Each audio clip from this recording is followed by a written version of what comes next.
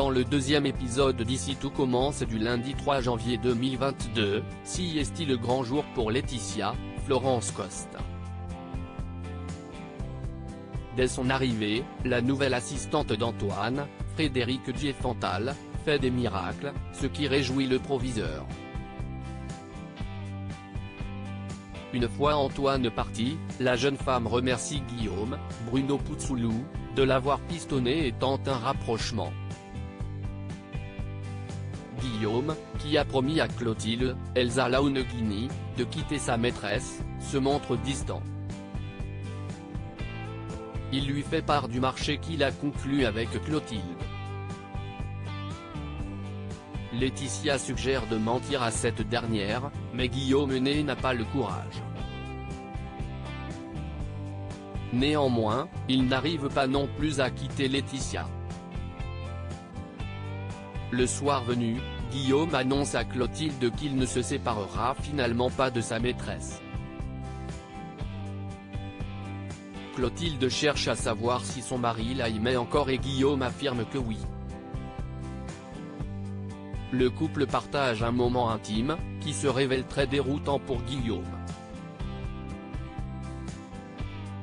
Tessier, Benjamin Baroche, donne rendez-vous à Maxime, Clément Rémien, en dehors de l'Institut.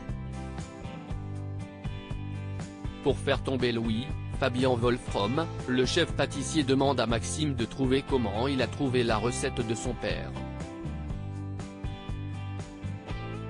Maxime suggère d'interroger Enzo, Aziz Diabaté, mais Tessier préfère se rapprocher d'Olivia, Virginie Cagliari. Avec un peu de chance, elle acceptera de laisser Maxime fouiller dans les affaires de Louis. Sur le conseil de Tessier, Maxime se rapprochait de Listrac. Cette dernière lui confie que Claire, Catherine Marchal, a récemment fait envoyer à Louis de vieilles affaires d'Auguste. Sous la pression de Maxime, la chef Listrac accepte de le laisser fouiller les affaires de Louis. Dans la chambre de ce dernier, Maxime met la main sur le carnet d'Auguste, preuve irréfutable que Louis a menti sur sa recette de Saint-Jacques.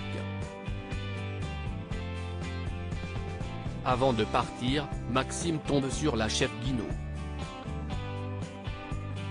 Il prétend avoir besoin des vieilles affaires d'Auguste pour une exposition organisée à l'Institut. Claire reproche à Olivia d'avoir laissé Maxime fouiller sans lui en parler au préalable. Fort de sa découverte, Maxime va parler à Enzo. Il cherche à le convaincre de dénoncer Louis, mais Enzo, toujours en colère contre son ami, refuse de collaborer. Un peu plus tard, Enzo informe Louis de ce que Maxime a découvert. Curieusement, le jeune chef reste calme et lui demande de lui faire confiance. Au même moment, Maxime remet le carnet d'Auguste à Tessier. Mehdi fait des infidélités à Hortense en cuisine, le chef Landiras, Juliana Luguette, demande aux élèves de revisiter un classique de la pâtisserie, le Vacherin. Mehdi, Marvin Pellegrino, suggère de partir sur une meringue vanillée et une glace à la mangue, mais Hortense, Catherine Davidzeka, n'est pas convaincue. Elle voudrait partir sur un dessert au chocolat et une glace à la truffe. Mehdi émet quelques réserves, mais Hortense se montre insistante. Elle veut prouver à Mehdi qu'elle aussi a du talent pour la pâtisserie. Pour ne pas la vexer, Mehdi accepte de tenter sa recette. Mais lors de la dégustation, Landiras se montre très critique. Mehdi reproche alors à Hortense de ne pas l'avoir écouté et laisse échapper qu'un pâtisserie, il est meilleur qu'elle. Vexée, Hortense quitte le cours. Un peu plus tard, Landiras va parler à Mehdi.